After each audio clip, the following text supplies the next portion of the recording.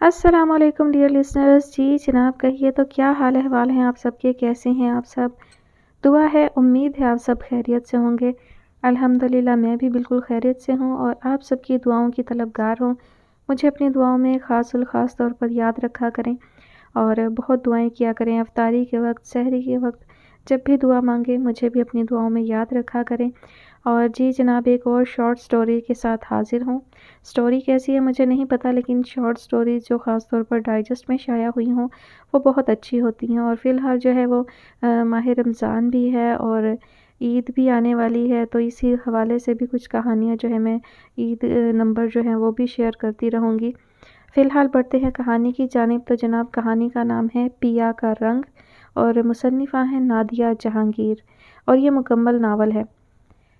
وہ ناسمجھ تھی، بے وقوف تھی جب ہی نرمل کے اصرار پر اس کے ساتھ چلی آئی تھی. نہیں جانتی تھی کہ نرمل جس کام کے لیے اسے ساتھ لائی ہے وہ کتنا برا اور گھٹیا کام ہے. اب جو نرمل کو کونے والی میز پہ اس کے بوائے فرینڈ کے ساتھ خوش گپیوں میں مصروف دیکھا تو اسے خود پہ جی بھر کے غصہ آیا کہ وہ کیوں نرمل کی باتوں میں آ کر یہاں ریسٹورانٹ میں چلی آئی.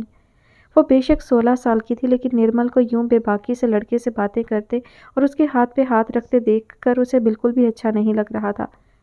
اسے کافی پیتے ہوئے یوں ہی خیال سا آیا کہ اسے یہاں بیٹھے اس کا باپ یا باپ کا جاننے والا دیکھ لے تو کتنا برا ہوگا. اسی سوچ نے اسے جھٹکے سے وہاں سے اٹھنے پر مجبور کر دیا. وہ نرمل پر لعنت کے 2 بول بھیج کر ہوٹل کے داخلی دروازے کے پاس پہنچی ہی تھی کہ فائرنگ کی زوردار آواز سنائی دی. اس کی بے ساختہ چیخ نکل گئی اور ایسی ہی چیخ اس کے آگے پیچھے لوگوں نے ماری تھی. فائرنگ کی آواز جب بالکل دروازے کے پاس آنے لگی تو ریسٹورانٹ میں موجود ہر فرد نے اپنی جان بچانے کی خاطر آگے پیچھے دوڑنا شروع کر دیا. ہر طرف کھلبلی مچ گئی. اس نے بھی بھاگنا چاہا لیکن اس کی ہمت وہیں دم توڑ گئی. اسی اثنا میں کوئی بھاگتا ہوا اس سے ٹکرایا تھا. وہ گرنے لگی تھی جب ٹکرانے والے نے اس کے گرد اپنے بازوؤں کو باندھ لیا تھا. اس کی بے ساختہ چیخیں بلند ہو گئیں. آہنی گرفت والے نے اس کے گرد اپنی گرفت اور مضبوط کر لی. چیخیں مارتے مارتے اس کا ماتھا اس شخص کے گلے میں لٹکے تعویذ سے ٹکرایا اور اس کی نظر نے تعویذ دیکھ کر اس کا سرخ و سفید چہرہ دیکھا تو دل اچھل کر حلق میں آ گیا. خان یعنی خودکش بمبار. گرفت والے کا سینہ بھی چوڑا تھا، یقیناً اس نے بارودی جیکٹ پہن رکھی تھی. وہ ذہن میں آئے نقطے کو جھٹلا نہ سکی اور اب کی بار جو اس کی چیخیں نکلی تو آسمان کو بھی چھو آئیں. اتنی بلند ہوتی چیخوں پر گرفت والے نے اس کے منہ پر ہاتھ رکھنا چاہا تھا، لیکن دوسرا دائیں بائیں جھٹکنے لگی. مجبوراً بازل خان کو جما کر اس کے منہ پہ ہاتھ رکھنا پڑا تھا اور اس کے لاغ چھڑانے کی کوششوں کے باوجود اس نے نہیں چھوڑا تھا. ایسا کرتے ہوئے وہ نہیں جانتا تھا کہ وہ کامنی سی لڑکی اس کے بازوؤں میں ہی جھول جائے گی. لڑکی کا سانس بند ہو گیا تھا اور ساتھ ہی اس کا بھی. یہ دمہ کی مریضہ ہیں، سانس گھٹنے کی وجہ سے ان کی ایسی حالت ہوئی ہے. شکر ہے وقت پہ آپ لے آئے. اب پریشانی کی کوئی بات نہیں. ایمرجنسی وارڈ سے نکلتے ہوئے ڈاکٹر نے اس کے کندھے پہ ہاتھ رکھ کر کہا تو وہ سر ہلانے لگا. یہ کب تک ہوش میں آ جائیں گی؟ اسے وقت پر حویلی پہنچنا تھا کہ بابا جان کی کوئی 101 کالز آ چکی تھی. اب اس لڑکی کو یوں بے ہوشی کی حالت میں چھوڑ کر بھی نہیں جایا جا سکتا تھا. یہاں ٹھہرنا اس کی مجبوری تھی اور حویلی پہنچنا بھی بہت ضروری. تبھی ڈاکٹر سے اس نے پوچھا 1 آدھ گھنٹہ لگ سکتا ہے اور تب تک بابا جان کی جان سولی پر لٹکی رہے گی. اس نے سوچا اور گہری سانس لے کر جیب میں ہاتھ ڈالا. ہزار کے کئی نوٹ اس کے ہاتھ میں آئے اور اس نے بنا گنے اور دیکھے وہ سب ڈاکٹر کی طرف بڑھا دیے. پلیز اس لڑکی کا خیال رکھنا ہے جب تک یہ ہوش میں نہیں آ جاتی. ان کے پاس رہنا ہے اور ان سے ایڈریس وغیرہ لے کر ان کو بحفاظت گھر تک پہنچا دیجیے گا. اس نے سنجیدگی سے کہتے ہوئے ڈاکٹر کا چہرہ دیکھا جو اتنے سارے نوٹ دیکھ کر کھل اٹھا تھا. ہاں کیوں نہیں. ایسا ہے کہ مجھے جلدی حویلی پہنچنا ہے. بابا جان سخت پریشان ہے ورنہ میں خود یہاں رکتا. آپ بے فکر ہو کر جائیں سائیں، میں ان کا مکمل خیال رکھوں گا. پیسے پکڑتے ہوئے ڈاکٹر نے بے حد عاجزی کا ثبوت دیا. اس نے سر ہلا دیا. میں ایک نظر انہیں دیکھ لوں. ایسا ہے سائیں ہم انہیں ذرا وارڈ میں منتقل کر لیں، پھر آپ دیکھ لیجئے گا. ابھی ذرا مشکل ہے. ڈاکٹر کی بات پہ اس نے ذرا سا پیشانی کو رگڑا اور کچھ سوچا. یار بڑی دیر ہو جائے گی، آپ ان کا خیال رکھیے گا، مجھے جانا ہے. وہ کلائی پہ بندھی گھڑی پر نگاہ دوڑاتا پیچھے ہٹ گیا. ڈاکٹر نے زور زور سے سر ہلایا. وہ باہر نکلا تو ڈاکٹر نے ہاتھ میں پکڑے پیسوں کو غور سے دیکھا. واہ مولا تیری کرم نوازیاں. ڈاکٹر پیسوں کو چم کر فوراً آگے بڑھ گیا تھا کہ کوئی اور نہ دیکھ لے اور دروازے کے پار زمین پر کروفر سے چلتے بازل خان نے مڑ کر پیچھے دیکھا تھا اور مسکرا دیا تھا. حریص لوگ، اس نے سوچا اور جیپ میں جا بیٹھا. اسے ہوش آیا تو خود کو نامعلوم جگہ پر دیکھ کر دل اچھل کر حلق میں آ گیا. Easy easy. ڈاکٹر نے اسے اٹھتے دیکھ کر بے ساختہ کہا تو وہ حیرت سے اسے دیکھنے لگی. یہ میں کہاں ہوں؟ آپ ہسپتال میں ہیں، آپ کو خان سائیں یہاں لائے ہیں۔ اگر آپ بہتر محسوس کر رہی ہیں تو پلیز اپنا ایڈریس وغیرہ بتائیں تاکہ آپ کے گھر والوں سے رابطہ کیا جا سکے۔ ڈاکٹر کی بات پر وہ حیران ہوئی۔ یہ خان سائیں کون ہے بھلا جو اسے یوں اٹھا کر یہاں ڈال دیا؟ اور پھر ریسٹورانٹ والا واقعہ اس کے ذہن میں دوڑ گیا اور اس کے اندر سنسناہٹ پھیل گئی۔ تو اس شخص نے دھماکہ کر دیا ہوگا۔ اس نے جلدی سے اپنے ہاتھ پیر ہلائے، سب کچھ سلامت تھا، وہ زندہ تھی۔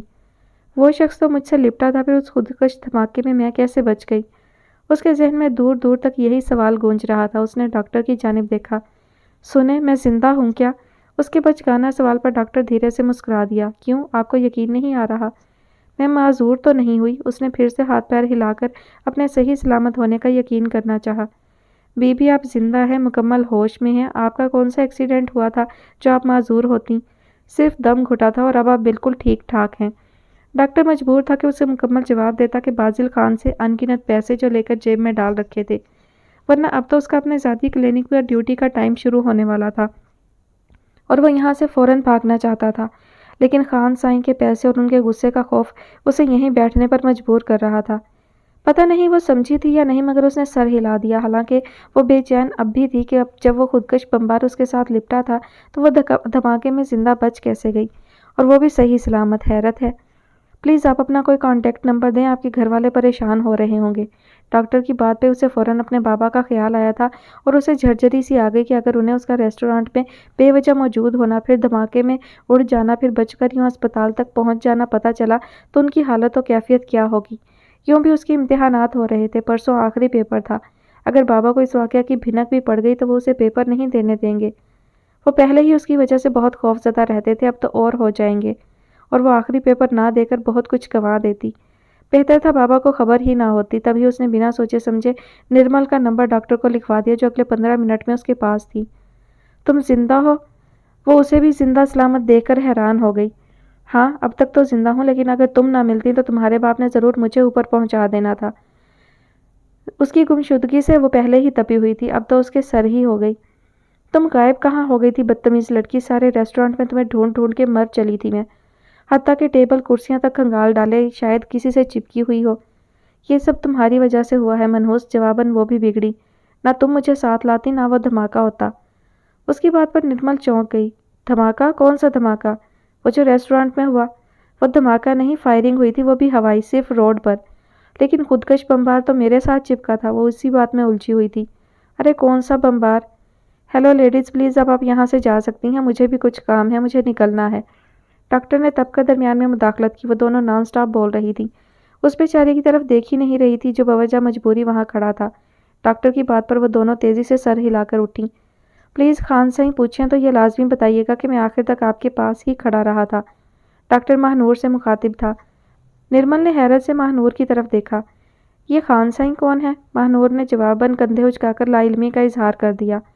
تبھی نرمل کا سیل فون بج اٹھا۔ اسکرین پر شہباز محمود کا نمبر دیکھ کر نرمل کے ہاتھوں پیروں سے جان نکل گئی۔ تمہارے بابا کا ہے، وہ رونی شکل بنا کر بولی۔ جلدی سے کوئی بہانہ بناؤ ورنہ دونوں کا قتل یقینی ہے۔ السلام علیکم انکل۔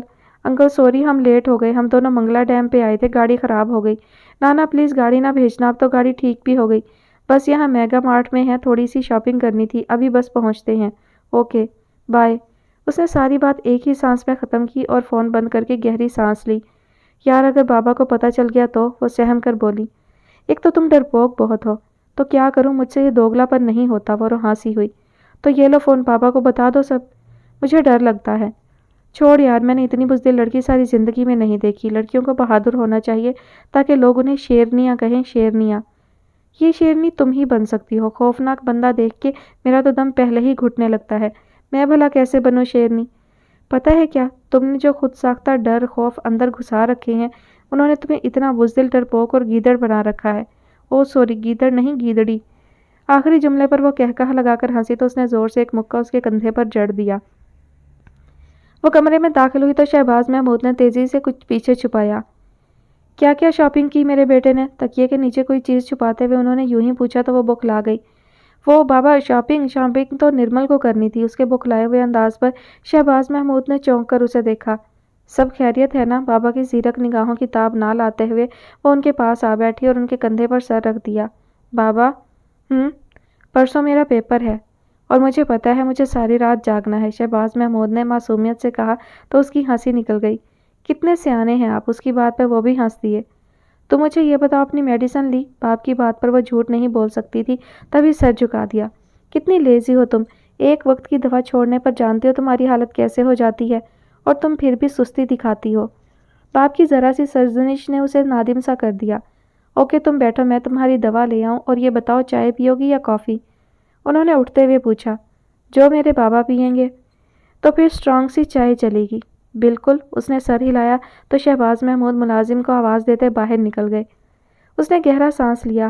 وہ اب انہیں کیا بتاتی کہ وہ دوا کے بغیر ہی اس کو ہسپتال چھوڑ آیا تھا۔ تبھی اس کی نظر تکیے پر پڑی تھی جس کے نیچے شہباز محمود نے اسے دیکھتے ہی کچھ چھپایا تھا۔ اس نے یوں ہی غیر ارادی طور پر تکیہ اٹھایا۔ نیچے سیاہ رنگ کا پستول پڑا تھا۔ یقیناً وہ آج پھر اسے نکال کر صاف کر رہے تھے اور اسے دیکھ کر چھپا دیا تھا۔ وہ ایسی چیزوں سے ڈر جاتی تھی۔ ڈر تو وہ اب بھی گئی تھی۔ اس نے جھٹکے سے تکیہ پستول کے اوپر رکھ دیا۔ میں کہتی ہوں بازل خان، بات مان لے میری، 35 برس کا ہو گیا ہے، تیری عمر پیچھے نہیں آگے ہی آگے جا رہی ہے۔ آج نہیں تو کل بڈھا ہو جائے گا۔ کہ یوں ہی بے سہارا رہ کر زندگی گزار پائے گا؟ اپنا من چاہا موضوع یاد آ گیا تھا اور ان کے سینے کے بائیں جانب شدید درد نے پھر سے سر اٹھایا تھا۔ دیکھ بازل، میں تیری ماں ہوں، میرے دل میں بھی تیرے لیے ارمان ہے۔ میں تجھے صحرے میں سجا اور گھوڑی پر چڑھا دیکھنا چاہتی ہوں۔ بی جان کی لجاجت سے بھرپور آواز پر اس کے چہرے پر تاریک سا سایہ آ کر لہرایا اور وہیں ٹھہر گیا۔ آنکھوں میں ایسی سرخی اتری کہ وہیں جم کر رہ گئی۔ اس نے بہت تکلیف دہ سانس اندر کھینچی تھی۔ بی جان نے تعصب سے اسے دیکھا اور اس کی پیٹھ پر ہاتھ پھیرنے لگی تھی۔ مان لے بات میری، تیرے ہی فائدے کی ہے۔ پلیز بی جان، جو بات ناممکن ہے اس کے لیے بحث کرنا بے سود ہے۔ اس کا لہجہ ترشی لیے ہوئے تھا۔ بی جان کے ماتھے پر سلوٹیں پڑ گئی۔ کیوں بے وقوفانہ ضدیں لگاتا ہے؟ مجھے یہ بتا، تو بیٹھا کس آسرے پہ ہے؟ جس سے تو محبت کرتا تھا مدتوں ہوئی، اس کا تو کفن بھی میلا ہو گیا۔ اب کیا قبر پہ ہی بیٹھ کے ساری رات گزارنی ہے؟ بی جان کی بات پر وہ تڑپ ہی تو گیا۔ جو دل میں زندہ ہوتے ہیں وہ کبھی مرتے ہی نہیں بی جان۔ صنوبر میرے دل میں ہے، وہ زندہ ہے، اس کی قبر ہی میں میری متاع حیات ہے۔ مردوں کو زندہ کہنے والے تیرے جیسے ہی بے عقل ہوتے ہیں۔ پلیز بی جان۔ اس نے ہاتھ اٹھا کر انہیں مزید کچھ کہنے سے باز رکھنا چاہا تھا۔ وہ سمجھ گئی مگر تعصب سے بھرپور سانس لے کر اتنا ضرور کہہ دیا، مرنے والوں کے ساتھ مرا نہیں کرتے بازل خان، یہاں کوئی زندہ ہوگا تب نہ۔ اس نے اندر ہی اندر گرتے آنسوؤں کے ساتھ سوچا تھا۔ درد کی ایک اور تیز لہر جسم میں دوڑی تھی۔ جا، تجھے تیرے بابا سائیں بلا رہے ہیں۔ بی جان نے اس پتھر سے سر پھوڑنے کی بجائے ایک بار پھر چپ ہو جانا ہی بہتر سمجھا اور موضوع بدل دیا۔ وہ سر ہلا کر اٹھ گیا۔ عادل لالا کہاں ہے؟ مظفر آباد گیا ہے۔ خیریت؟ کوئی میٹنگ تھی اس کی۔ کتنے دن رکیں گے وہاں؟ شاید ایک ہفتہ۔ نوال بھی ساتھ گئی ہے۔ دیکھو، بندہ شادی شدہ ہو تو جہاں چاہے بیوی کو لے کر گھومے پھرے۔ بی جان کنکھیوں سے اسے دیکھتے ہوئے بات گھما پھرا کر پھر سے شادی پر لے آئی تھی۔ اس نے سر جھٹک دیا۔ بی جان مایوس ہو گئی۔ پتہ نہیں میں کب وہ دن دیکھوں گی۔ دروازے سے باہر نکلتے ہوئے اس نے ماں کی بڑبڑاہٹ سنی تھی۔ بابا سائیں کے پاس آیا تو انہوں نے ایک چمکتا دمکتا بنڈل اس کے سامنے رکھ دیا۔ یہ کیا ہے بابا سائیں؟ اس نے حیرت سے انہیں دیکھا۔ یہ اپنے کشمیر کی چند خوبصورت لڑکیوں کی تصویریں ہیں۔ تو تمہارے لیے منگوائی ہیں، انہوں نے لگی لپٹی رکھے بغیر کہا۔ کس لیے؟ اس کے ماتھے پر ایک ساتھ کئی بل پڑے۔ تم بچے نہیں ہو بازل خان، سیان خان نے اپنی مخصوص سنجیدگی سے کہا تو اس سے چپ نہ رہا گیا۔ یہاں کوئی بھی بچہ نہیں ہے بابا سائیں۔ بے شک گئے وقت کو کوئی واپس نہیں بلا سکتا، آنے والے وقت کو تو تھاما جا سکتا ہے نا۔ تم فضول ضد کرتے ہو۔ معذرت بابا سائیں، آپ جانتے ہیں صنوبر کے بعد میں کسی کو بھی اپنا نہیں سکتا۔ صنوبر تو عرصہ ہوا مر بھی گئی۔ مری نہیں، ماری گئی، اس نے تصحیح کی۔ اس کا جرم ہی ایسا تھا۔ صرف دوستی نبھانا اتنا بڑا جرم ہے کیا؟ صرف دوستی نہیں، ہماری نسل کو داغ لگانے کی بھی اس نے کوشش کی تھی۔ بابا یہ آپ اچھی طرح جانتے ہیں، افشین آپی نے خود محبت کی تھی۔ صنوبر نے انہیں محبت کرنے پر مجبور نہیں کیا تھا۔ ہاں، اس کا قصور صرف اتنا ہے کہ وہ افشین اور سفیان کی ملاقاتوں کی عینی گواہ تھی۔ نام مت لو اس ذلیل کا۔ سیان خان کا سفید چہرہ غصے کی شدت سے بھڑک اٹھا تھا۔ ایسی ہی سرخیاں بازل خان کے چہرے پر پھیلی ہوئی تھیں۔ ہم نے جو کیا اپنی نسل، اپنا خاندان اور اپنے نسب کو بچانے کے لیے کیا۔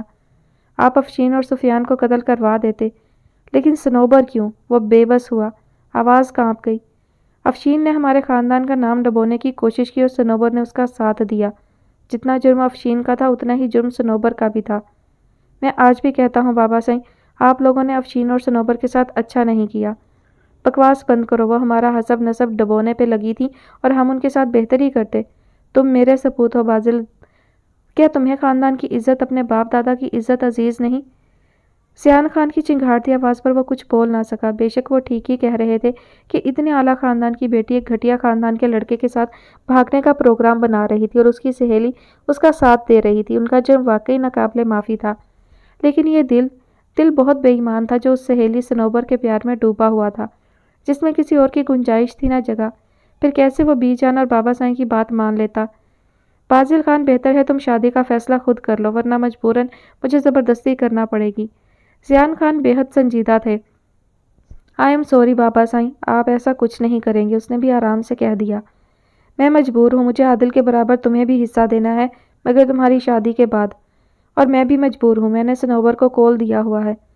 تمہیں زندہ لوگوں کے بجائے مرے ہوئے لوگوں کو دیے کول زیادہ عزیز ہیں۔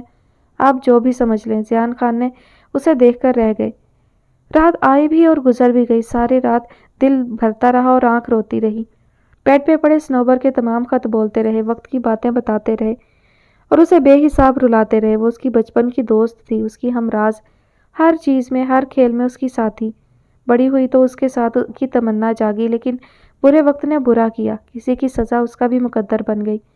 سہیلی کا ساتھ دیتے دیتے اپنی جان گنوا دی اور ساتھ اس کی جان بھی لے گئی۔ وہ نالائق کہاں ہے؟ صبح منشی زمینوں کے کاغذات لے کر اندر آیا تو بابا سائیں کو خود بدھ لگ گئی۔ سو رہا ہے، بی جان نے کاغذوں کو غور سے دیکھتے ہوئے جواب دیا۔ دن کے 11 بج گئے ہیں۔ میں نے 2-3 بار باہر بلایا مگر اس نے کوئی جواب نہیں دیا۔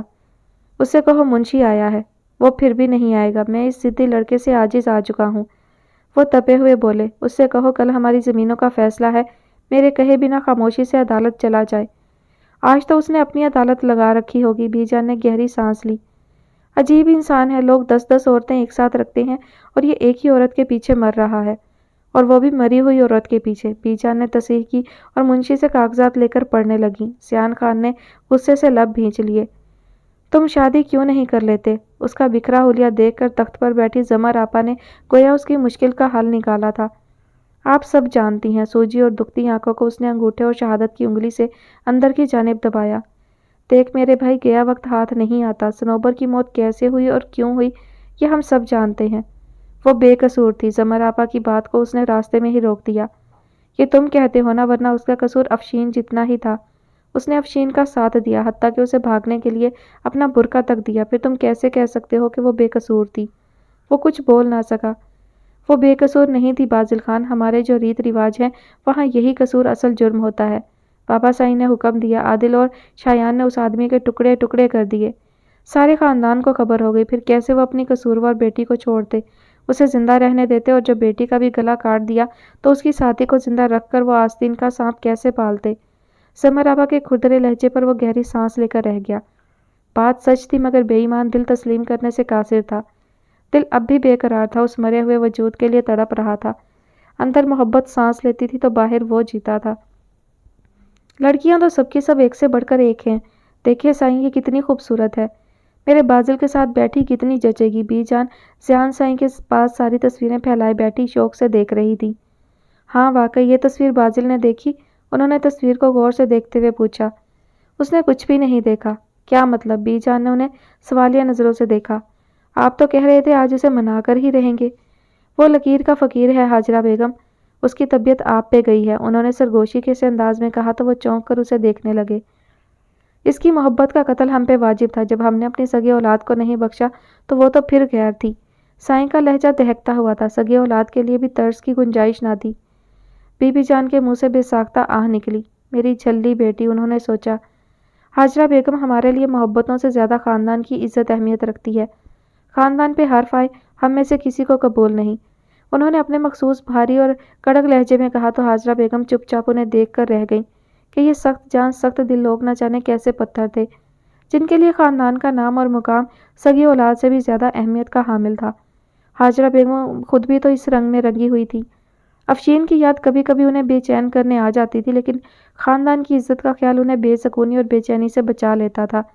اب بھی جلد ہی وہ اس کیفیت سے نکل آئیں۔ میں یہ تصویریں خود بازل کو دکھاؤں گی، ایک اور کوشش کرنے میں کیا حرج ہے؟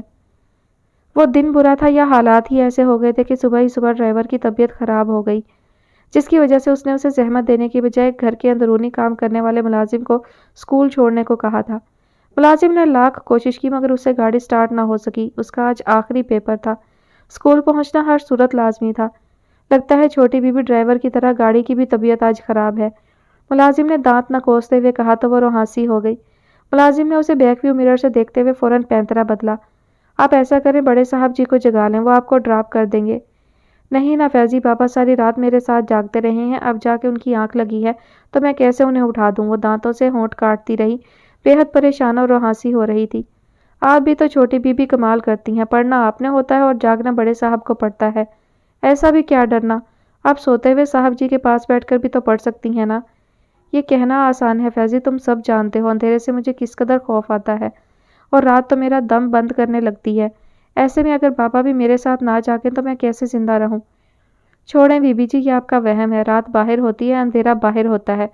آپ اندر، دروازے کھڑکیاں بند اور سب سے بڑھ کر بڑے صاحب آپ کے پاس، پھر کاہے کا ڈر؟ وہ جانتی تھی گھر کے ملازم اسے چوری چھپے اس کے ڈرنے کا مذاق اڑاتے ہیں، لیکن ہمت نہیں کر پاتے کہ اس کے سامنے ہنسے۔ آج فیضی کے منہ سے نکل گیا تو وہ کچھ کہہ نہ سکی۔ اکیلے میں یا اندھیرے میں اس کی خوف کے مارے جو حالت ہوتی تھی، اس حالت کی وہ خود ہی گواہ تھی یا اس کے بابا؟ اور اس کے بابا کو پوری امید تھی کہ وہ جیسے جیسے بڑی ہوگی اس کا خوف خود بخود جاتا رہے گا، لیکن وہ یہ نہیں جانتے تھے کہ بہادر بننے سے پہلے ہی وہ دمہ جیسی بیماری کو بھی اپنا لے گی، اور یہ بیماری لگتے ہی اس کے باپ نے پہلے سے بھی زیادہ اس کا خیال رکھنا شروع کر دیا تھا۔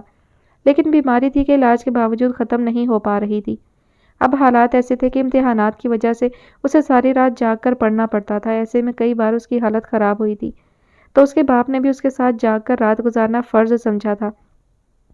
آج اس کا آخری پیپر تھا۔ وہ جانتی تھی کہ اس کی وجہ سے اس کے بابا بہت بے سکون رہے ہیں، لیکن اس نے عہد کر لیا تھا کہ آج کے بعد وہ ان پہ کبھی اپنا خوف ظاہر نہیں کرے گی، انہیں سکون دینے کی کوشش کرے گی۔ یہ ارادہ کرتے ہوئے وہ یہ نہیں جانتی تھی کہ آج کے بعد سکون کسے ملنے والا ہے اور بے سکونی کسے، اور اب صبح ہی صبح پہلی بے سکونی خراب گاڑی کی صورت میں اسے مل چکی تھی۔ فیضی میں لیٹ ہو رہی ہوں، تم ایسا کرو گیٹ بند کر لو، میں کسی ٹیکسی یا رکشے سے اسکول چلی جاتی ہوں۔ ہاتھ پر بندھی گھڑی میں وقت دیکھتے ہی وہ تیزی سے گاڑی سے نکلی اور بیرونی گیٹ کی جانب بڑھ گئی کہ اب مزید وقت برباد کرنا سوائے بے وقوفی کے کچھ نہ تھا۔ لیکن چھوٹی بی بی، بڑے صاحب، فیضی نے کچھ کہنا چاہا، جواباً اس نے ہاتھ اٹھایا۔ انہیں کچھ مت بتانا، مجھے کوئی نہ کوئی سواری مل جائے گی، تم گیٹ بند کر لو۔ وہ کہتے ہوئے تیزی سے باہر نکل گئی اور اوپر کمرے میں گیٹ بند ہونے کی آواز سن کر شہباز احمد نے جھٹکے سے آنکھیں کھولیں۔ سامنے لگے کیلنڈر پر 17 مارچ پہ سرخ پینسل سے گول دائرہ لگا دیکھ کر ایک پل کے لیے ان کے دل کو کچھ ہوا تھا، لیکن اگلے ہی پل انہوں نے ہاتھ مار کر اپنے تکیے کے نیچے سے سیاہ رنگ کا پستول نکال کر اپنی آنکھوں کے سامنے کر لیا تھا۔ پستول دیکھتے ہی ان کی آنکھوں میں خون سا اتر آیا تھا۔ اسے نہ تو کوئی ٹیکسی ملی تھی اور نہ ہی کوئی اور سواری۔ وہ بھاگنے کے سے انداز سے چلتی بس سٹاپ کی طرف جا رہی تھی۔ اسکول پہنچتے پہنچتے آدھا گھنٹہ تو لازمی لگ جاتا، اور اگر وہ پیدل چلتی تو گھنٹے بھر کا سفر تھا۔ ایسے میں اس کی سمجھ میں نہیں آ رہا تھا کہ وہ رک کر کسی سواری کا انتظار کرے یا یوں ہی پیدل چلتی رہے۔ اس کے کندھے پہ شولڈر بیگ جبکہ ہاتھ میں کلپ بورڈ اور کتاب تھی۔ بے حد عجلت میں وہ موبائل بھی اٹھانا بھول گئی تھی۔ اب تیز تیز چلتے ہوئے اچانک ہی اسے محسوس ہوا جیسے کوئی اور بھی اس کے پیچھے پیچھے چل رہا ہے۔ اس نے پیچھے دیکھنے کی بجائے اپنے قدموں کی رفتار اور تیز کر لی تو پیچھے سے چلتے قدموں نے بھی تیزی اختیار کر لی۔ وہ جتنا تیز چل رہی تھی پچھلے قدم بھی اسی رفتار سے چل رہے تھے۔ اس نے کنکھیوں سے پیچھے دیکھنا چاہا اور اس کا دل دھک سے رہ گیا۔ اس کے کندھے کے بالکل اوپر کسی مرد کا ہاتھ آ چکا تھا۔ بے ساختہ اس کے منہ سے چیخ نکل گئی، اور اس چیخ کے ساتھ ہی اس کی مزید چیخیں بلند ہوئی جب ہاتھ اس کے شولڈر بیگ پہ پڑا تھا اور اس گنڈے نے اس کا بیگ اپنی جانب کھینچ لیا تھا۔ وہ خوف کے مارے وہیں کھڑے ہو کر آنکھوں پر ہاتھ رکھ کر چیخے جا رہی تھی، تبھی کسی نے اس کی آنکھوں پر سے ہاتھ ہٹا کر اسے چپ ہونے کا کہا تھا، اور وہ چیخیں مارتی ہوئی اگلے کے کندھے سے جا لگی۔ وہ بندہ وہیں ہک دک رہ گیا تھا۔ اسکول کے سفید یونیفارم میں ملبوس کھلے بالوں والی لڑکی کا وہ چہرہ بھی نہیں دیکھ سکا تھا۔ اس صورتحال سے وہ خود گھبرا گیا تھا کہ وہ لڑکی اس کے کندھے سے لگی ابھی بھی بس چیخے ہی جا رہی تھی۔ Relax relax please. اس نے ہاتھ بڑھا کر اس لڑکی کو خود سے پرے کرنا چاہا تھا، لیکن وہ اور مضبوطی سے اس سے چپک گئی۔ اسے جھرجھری سی آ گئی، اس کے ماتھے پر ایک ساتھ کئی لکیریں ابھری۔ پلیز خود پہ کنٹرول کریں، مجھے بتائیں کیا ہوا ہے۔ دائیں بائیں جو اکا دکا لوگ آ جا رہے تھے رک کر دیکھنے لگے۔ بازل خود پر بمشکل کنٹرول رکھ کر بولا تھا، لیکن وہ تھی کہ بس چیخے ہی جا رہی تھی۔ بس کر دیں پلیز اور بند کریں یہ چیخو پکار، حد ہوتی ہے کوئی۔ بھاری لہجے کی گرج نے ماہ نور کو جھٹکے سے پیچھے ہونے پر مجبور کیا تھا۔ تبھی دھندلائی ہوئی آنکھوں سے اس نے اسے دیکھا تھا۔ لمبا چوڑا سرخ و سفید رنگت والا وہ مرد اسے کچھ جانا پہچانا سا لگا۔ اس نے ذہن پر زور دینا چاہا کہ وہ کون ہے، تبھی اس کی نظر اس شخص کے گلے میں لٹکتے سیاہ تعویذ پر پڑی تو وہ چونک پڑی۔ خودکش بمبار! اس کی آنکھیں پھٹنے کے قریب ہو گئیں، دل اچھل کر حلق میں آ گیا، بے ساختہ 2 قدم اور پیچھے ہوئی، جھٹکے سے آگے دیکھا، پھر پیچھے، اور پھر اگلے ہی پل سامنے دوڑ لگائی کہ الامان! فاضل خان کا غصے کے مارے چہرہ مزید سرخ ہو گیا۔ وہ پہچان چکا تھا کہ یہ لڑکی وہی ہے جو ریسٹورانٹ میں بے ہوش ہو گئی تھی۔ اس نے نیچے سڑک پر پڑے چھوٹے سے پتھر کو زور سے ٹھڈا مارا۔ یہ اس کے غصے کا رد عمل تھا، اور اپنی جیپ کی طرف بڑھ گیا جو اس نے اس لڑکی کو چیخیں مارتے ہوئے دیکھ کر جھٹکے سے روک دی تھی۔ اس نے پیچھے کی جانب بھاگتے ایک شخص کو دیکھا تھا جس کے ہاتھ میں ایک شولڈر بیگ تھا۔ یقیناً اس نے وہ اسی لڑکی سے چھینا تھا۔ وہ اس شخص کے پیچھے بھاگ کر اس سے وہ بیگ چھین ہی لاتا اگر یہ لڑکی اس کے پوچھنے سے پہلے ہی اسے ایک بار پھر چمٹ نہ جاتی۔ ایسے میں وہ چور بھی آنکھوں سے اوجھل ہو گیا، اور اب یہ لڑکی بھی بھاگ نکلی۔ اسے خود پہ غصہ آیا کہ اس نے اتنے ضروری کام سے جاتے ہوئے یہاں بیچ راستے میں گاڑی کیوں روکی اور خوامخواہ وقت ضائع کیا۔ بابا سائیں نے اسے وقت پر عدالت پہنچنے کو کہا تھا، اور اب اتنا وقت نکل گیا تھا۔ آج بابا سائیں کی کچھ زمینوں کا فیصلہ تھا، اور بابا سائیں اپنی خراب طبیعت کی وجہ سے عدالت حاضر نہیں ہو سکے تھے، اور بڑے بھائی عادل مظفر آباد گئے ہوئے تھے جن کی واپسی آج ہی متوقع تھی، تبھی ناچار اسے آنا پڑا تھا۔ حالانکہ وہ نہیں آنا چاہ رہا تھا کہ مخالفین کو دیکھ کر اس کا خون کھول اٹھے گا، اور ایسے میں جو اگر وہ خود پہ کنٹرول نہ رکھ سکا تو پھر خون بہاتے دیر نہیں لگتی، اس کا ایک دم جی چاہا واپس پلٹ جائے۔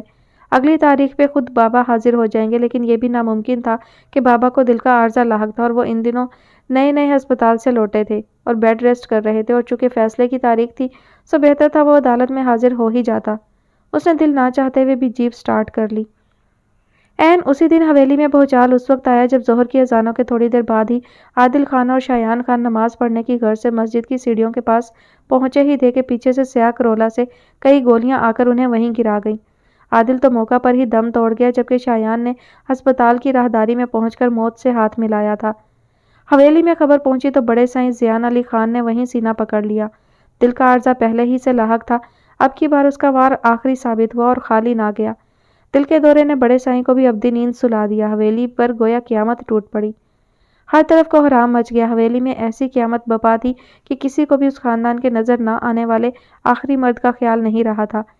وہ تو جب فون بجا اور کسی نوکر نے اٹھا کے پوچھا، بازل سائیں آپ تو زندہ ہیں؟ نوکر نے جس تجسس سے پوچھا تھا، بازل اس کے انداز پر ٹھٹک سا گیا تھا۔ کیا مطلب؟ اس نے جواباً غصے سے پوچھا تھا۔ نوکر فوراً سیدھا ہو گیا۔ میرا مطلب ہے چھوٹے سائیں، حویلی پہ تو قیامت آ گئی ہے۔ کیا بکواس کر رہے ہو؟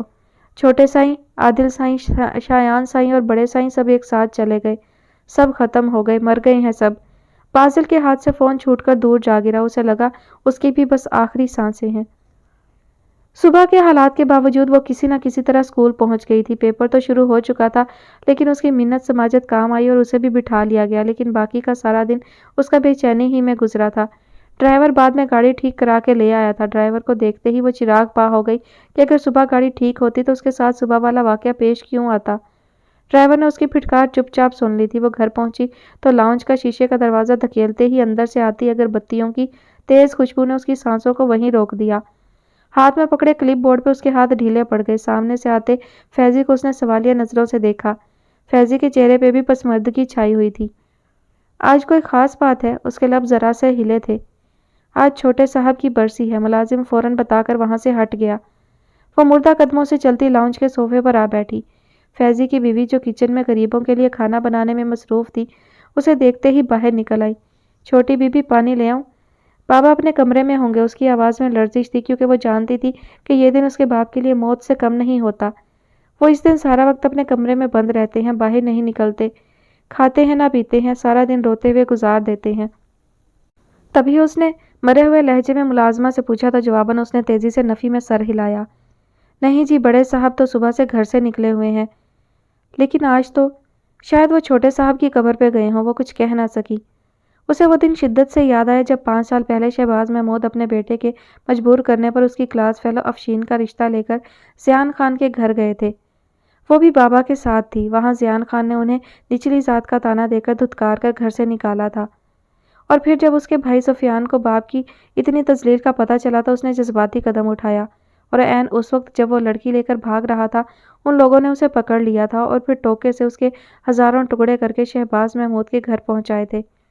اپنے بیٹے کی ناقابل شناخت لاش دیکھ کر شہباز محمود بلبلا اٹھے تھے، لیکن ان لوگوں کی طاقت کا مقابلہ کرنا آسان نہیں تھا۔ شہباز محمود اکیلے تھے اور وہ پورا خاندان۔ یہ 5 سال شہباز محمود نے کس قدر اذیت اور تکلیف میں گزارے تھے، یہ بات صرف وہی جانتی تھی۔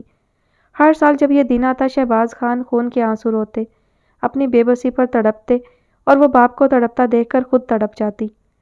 چھوٹی بی بی یہ پانی پئیں پلیز۔ اسے اچانک سے ملازمہ نے کندھے سے پکڑ کر ہلایا تو وہ چونک پڑی۔ آپ کا سانس پھولنے لگا ہے، آپ انہیلر لے لیں۔ اور اسے ملازمہ کے بتانے پر احساس ہوا کہ اس کا سارا چہرہ آنسوؤں سے بھیگا ہوا ہے جبکہ سانس اکھڑ رہا تھا۔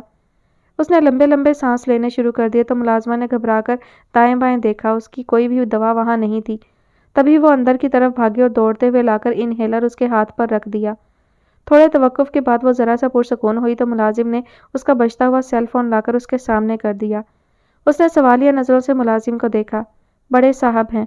اس نے فون پکڑ کر کان سے لگایا تو ملازمہ دونوں پیچھے ہٹ گئے۔ بابا! ابھی اس نے باپ کو پکارا ہی تھا کہ دوسری طرف سے شہباز محمود کا جاندار کہکہا برآمد ہوا۔ وہ حیران ہوئی کہ آج تو بھائی کی برسی تھی، آج کا دن تو شہباز محمود کے لیے ماتم کا دن تھا۔ وہ تو یہ سارا دن روتے ہوئے گزارتے تھے، پھر آج اور ابھی یہ اس نے کیا سنا تھا؟ وہ ہنس رہے تھے، کہکہے لگا رہے تھے۔ کیوں؟ اور اس کا جواب اسے اگلے چند ثانیوں میں ہی مل گیا۔ مانو میری پیاری مانو، تمہیں مبارک ہو، مبارک ہو بیٹا۔ بابا آپ خیریت سے ہیں؟ معصوم دل باپ کا جوش سے بھرا لہجہ سن کر بجائے خوش ہونے کے سکڑنے لگا اور ایک شبہ سا بھی گزرا کہ شاید اس کے باپ کا دماغ چل گیا ہے۔ آج ہی تو خیریت ہوئی ہے، میں آج ہی تو ٹھیک ہوا ہوں۔ باپ کی بات پر وہ الجھی ہی تھی کہ اس کے باپ نے اگلے ہی لمحے اس کی یہ الجھن بھی دور کر دی۔ تم خوشیاں مناؤ مانو، آج تمہارے بھائی کا بدلہ میں نے چکا دیا۔ آج میرے بیٹے کے قاتل بھی اوپر چلے گئے۔ باپ نے پھر سے زور کا کہکہا لگایا تھا، اس کا دل کسی نے مٹھی میں لے لیا۔ بابا آپ نے مارے غم دکھ کے اس سے بات بھی مکمل نہ ہو پائی اور وہ خوف سے تھر تھر کانپنے لگی۔ ہاں میں نے، شہباز احمد نے آج اپنے بیٹے کا حساب برابر کر دیا، اس کے قاتلوں کو قتل کر دیا۔ باپ کے کھنکتے لہجے میں ماہنور کے اندر خوف کی ایک تیز لہر سی دوڑی تھی اور اس کا لہجہ بھی کانپ سا گیا۔ نہیں بابا، آپ کو ایسا نہیں کرنا چاہیے تھا، وہ لوگ ظالم ہیں، سفاک ہیں، آپ کے پیچھے پڑ جائیں گے بابا۔ شہباز کسی سے نہیں ڈرتا اور ڈرے بھی کیوں؟ اس کے پاس کون سا جوان بیٹا ہے جسے وہ مارنے آئیں گے، جس کے قتل کی وہ دھمکیاں دیں گے؟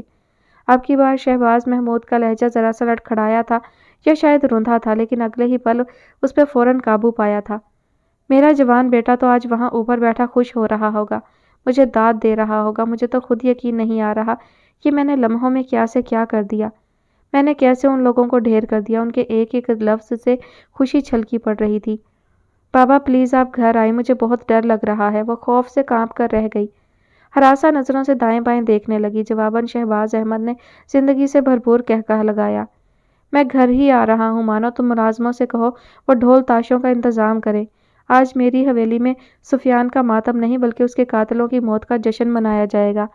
آج ان ظالموں نے موت کا منہ دیکھا ہے، میں ان کی موت پہ خود ناچوں گا۔ شہباز احمد یقیناً خوشی سے پاگل ہوئے جا رہے تھے۔ جبھی تو خوف و ہراس میں گھری ماہنور نے انہیں ہوش میں آنے کو کہنا چاہا تھا، لیکن چاہنے کے باوجود اس کے گلے سے آواز نہیں نکل سکی تھی، اور اس کی آواز نکلنے سے پہلے دوسری طرف سے آتی آواز نے اس کے کان وہیں سن کر دیے۔ خوشی سے جھومتے اور پاگل ہوتے شہباز محمود یہ بھول گئے تھے کہ وہ اس وقت گاڑی میں بیٹھے ہیں اور گاڑی بھی خود ڈرائیو کر رہے ہیں۔ اپنے حال میں مست وہ آگے سے آتی بڑی گاڑی کو دیکھ نہ پائے اور ایک چیخ نے ان کو بھی ان کے بیٹے کے پاس بھیج دیا۔ اس دن عدالتی فیصلہ تو نہ ہو سکا، البتہ آسمانی فیصلہ ہو گیا۔ بازل خان افتاؤں خیزہ حویلی پہنچا تھا اور گھر میں رکھے 3 جنازے دیکھ کر جیسے پتھر سا ہو گیا تھا۔ سمجھ میں نہ آیا باپ کو دیکھے بھائی کو یا پھر بہنوئی کو، اور روئے تو پھر کس کو؟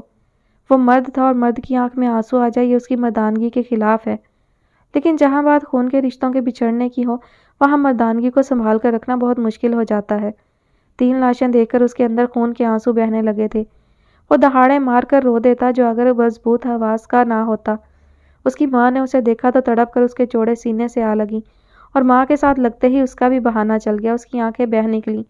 بیوہ ہوئی بہن نے سامنے کھڑے بھائی کو دیکھا تو وہ بھی بھائی سے لپٹ گئی، اور بھابھی کو تو ہوش ہی نہیں تھا۔ وہ عادل کی لاش کے پاس ہی بے ہوش پڑی تھیں۔ عورتیں ان پر پانی چھڑک چھڑک کر ہوش میں لانے کی کوشش کر رہی تھیں۔ جنازے کے وقت بہت سے لوگوں سے اس نے مسجد والا واقعہ سنا تھا، اور کسی عینی شاہد نے بتایا تھا کہ گاڑی سے فائرنگ کرنے والا ادھیڑ عمر کا مرد تھا، اور اس مرد کا ناک نقشہ سن کر اسے یہ جاننے میں دیر نہیں لگی تھی کہ وہ کون تھا۔ یہ کام شہباز محمود کے علاوہ کوئی نہیں کر سکتا۔ رات بی جان نے کہا تو اس کا یقین کامل ہو گیا۔ تم اب کیا کرو گے بازل؟ ماں نے اسے امید سے دیکھا تھا، وہ جھک گیا۔ حکم بی جی۔ خون کا بدلہ خون ہوتا ہے، میں جانتا ہوں، تمہیں یہ بدلہ چکانا ہے۔ میں ایسا ہی کروں گا، اس نے ایک عزم سے مضبوط لہجے میں کہا، اور کھڑکی کے پار کھڑی قسمت نے سکون سے سوچا تھا کہ خون کا بدلہ تو آج مکمل ہوا تھا، اور یہ ظالم لوگ کیا عزم کر رہے تھے اور اب قسمت میں کیا تھا کوئی نہیں جانتا تھا۔ اپنے باپ کی لاش دیکھ کر اس کی سمجھ میں نہ آیا کہ وہ روئے تو کیسے، چیخے مارے، سسکے یا بین کرے۔ بھائی کے بعد اب باپ کو بھی خود سے بچھڑتا دیکھ کر وہ اندر سے ڈھہ سی گئی تھی۔ بس یوں ہی مردہ نگاہوں سے باپ کا چہرہ دیکھتی اور اپنے ہاتھوں سے چھوتی رہی۔ اس کے آنسو بہتے رہے۔ پیدا ہوتے ہی اس نے ماں کو کھو دیا تھا اور بڑی ہوئی تو بھائی چلا گیا، اور اب باپ نے بھی اس سے ہاتھ چھڑا لیا۔ وہ جتنا روتی کم تھا، اور اب اسے ساری زندگی ہی رونا تھا کہ وہ مسکین، یتیم اور بے آسرا ہو گئی تھی۔ باپ کے جنازے کے وقت وہ رو رو کر بے ہوش ہو گئی تھی، اور جب ہوش آیا تو غش پر غش کھانے لگی تھی۔ گھر پہ صرف ملازم تھے، رشتہ دار کوئی تھا نہیں جو اسے سنبھالتا۔ سب ملازم اس کی حالت دیکھ کر ڈر گئے تھے کہ اسے کچھ نہ ہو جائے۔ کسی نے ڈاکٹر بلایا تھا اور سکون آور انجیکشن لگتے ہی وہ بے سدھ ہو گئی، اور جب ہوش آیا تھا تو خالی گھر دیکھ کر وہ اندر سے خالی ہو گئی تھی۔ جس ملازم کے جو چیز ہاتھ لگی تھی وہ لے کر بھاگ گیا تھا۔ گھر میں نہ گاڑیاں تھیں اور نہ زیور اور قیمتی اشیاء۔ گھر سائیں سائیں کر رہا تھا۔ لاؤنج میں شہباز محمود کی تصویر دیکھ کر وہ پھر سے ڈھہ گئی تھی۔ روتے روتے وہ پھر بے ہوش ہو جاتی جو اگر اس کے کان کے پاس کوئی عجیب سی چیز نہ آ گرتی۔ اس نے روتے روتے یوں ہی سر اٹھا کر دیکھا تھا اور اپنے سر پہ موت کا فرشتہ دیکھ کر اس کی سانسیں رک گئی تھیں۔ اس کے ہاتھ میں پستول تھا جو اس نے اس کی کنپٹی پر رکھ دیا تھا۔ شہباز محمود کہاں ہے؟ کڑک لہجہ گرجتا ہوا تھا۔ وہ آنکھیں پھاڑے اسے دیکھ رہی تھی۔ سامنے وہی خودکش بمبار کھڑا تھا۔ وہ ڈر کر 2 قدم پیچھے ہوئی تھی۔ یہیں کھڑی رہو، اب 1 قدم بھی پیچھے ہوئی تو تمام کی تمام گولیاں تم میں انڈیل دوں گا۔ بھاری لہجے میں جو دھمکی تھی وہ اس کی روح نکالنے کے لیے کافی تھی۔ وہ تھر تھر کانپنے لگی تھی۔ بازل نے بھویں اچکا کر اس سے پھر پوچھا، میں پوچھ رہا ہوں شہباز محمود کہاں ہے؟ تھر تھر کانپتی ہراساں نظروں سے اسے دیکھ رہی تھی۔ کچھ بولتی ہے یا؟ بازل نے بے حد مشتعل ہو کر ٹریگر پر زور سے انگلی ماری تھی۔ اس کی چیخ نکل گئی، وہ نہیں۔ وہ ساتھ نفی میں گردن ہلانے لگی۔ اگر وہ اس وقت گھر پہ نہیں تو پھر کہاں ہے وہ؟ اب بھی اس کا لہجہ وہی سختی لیے ہوئے تھا۔ اس کے آنسو نکل آئے اور ساتھ وہ مسلسل نفی میں سر ہلاتی گئی۔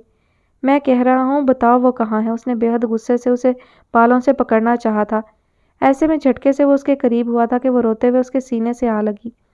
اس کی سانسیں وہیں تھم گئی۔ وہ حق دق سے اس کے بال تک پکڑنا بھول گیا، دل تھا کہ دھڑکنا بھول گیا۔ وہ مر گئے ہیں، میرے بابا مر گئے، وہ مجھے چھوڑ کر چلے گئے۔ میں بے آسرا ہو گئی، ان کی مانو بے آسرا ہو گئی، یتیم ہو گئی ان کی مانو۔ وہ روتے روتے چلانے لگی تھی اور چلاتے چلاتے ہوش کھونے لگی تھی۔ وہ دم سادے اسے سن رہا تھا، اپنے دل کے ساتھ لگے کسی اور کے دل کی آواز سن رہا تھا۔ بازل کی گاڑی ایک جھٹکے سے پورچ میں آ رکی تھی۔ بڑے حال سے اندر داخل ہوتی نوال بھابی کے قدموں میں بھی بجلی سی بھر گئی۔ وہ دونوں بجلی کی سی رفتار سے باہر نکلی تھی۔ مجھے یقین ہے میرا بیٹا خالی ہاتھ نہیں لوٹا ہوگا، اپنے پیاروں کا حساب برابر کر دیا ہوگا۔ بی جان کے لہجے میں تفاخر تھا، غرور تھا۔ بازل نے ڈرائیونگ سیٹ سے اترتے ہی ماہ نور کو بالوں سے پکڑ کر باہر کھینچا تھا۔ ماہ نور کی چیخ نکل گئی تھی۔ وہ اسے بالوں سے کھینچتا ہوا بی جان اور نوال بھابی کی طرف لایا تھا۔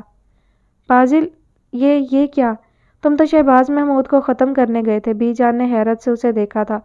اس نے بالوں سے پکڑی ہوئی ماہ نور کو بی جان کے قدموں میں ڈال دیا تھا۔ یہ شہباز محمود کی بیٹی ہے۔ اور شہباز محمود؟ وہ کتا مجھ سے پہلے ہی مر گیا۔ ماہ نور نے گرتے گرتے خود کو سنبھالا اور جھٹکے سے اس پر جھپٹی اور اسے کالر سے پکڑ لیا۔ یہ تم نے کتا کس کو کہا؟ تم ہوگے کتے، تمہارا خاندان۔ بازل کے بھاری ہاتھ نے اسے گالی پوری کرنے نہیں دی تھی۔ اس کے نرم گال پر 5 انگلیوں نے اپنے مضبوط نشانات ثبت کر دیے۔ تبھی ماہ نور کو پیچھے بالوں سے کسی نے پکڑ کر اپنی جانب کھینچا تھا۔ تو یہ ہے میرے شایان کے قاتل کی بیٹی؟ زمر آپا نے چلا کر اس کے چہرے پر تھپڑ مارا تھا۔ اور میرے بھائی عادل کے قاتل کی بیٹی یہی ہے نا؟ اسے ایک اور تھپڑ لگا تھا۔ میرے باپ کی موت کی وجہ بننے والی خونی کی بیٹی یہ ہے نا؟ اور یکے بعد دیگرے کئی تھپڑ اس کے چہرے پر پڑے تھے۔ اس کا چہرہ سن ہو گیا، اور جب اس کی پشت پر نوال بھابی کے گھونسے پڑے تو وہ بازل کے پیروں میں جا گری تھی۔ اس کے منہ سے خون کی دھار نکلی تھی۔ زمر آپا اور نوال بھابی نے اسے روئی کی طرح دھنک کر رکھ دیا۔ بازل نے نخوت سے اپنے قدم اندر کی جانب بڑھا دیے۔ وہ اپنے ہوش کھو بیٹھی تھی۔ اس کی آنکھ کھلی تو اپنے چہار سو گھوپ اندھیرا دیکھ کر دل اچھل کر حلق میں آ گیا۔ بے اختیار اپنی جگہ سے اٹھنا چاہا، لیکن دکھتے جسم نے ایسا نہ کرنے دیا۔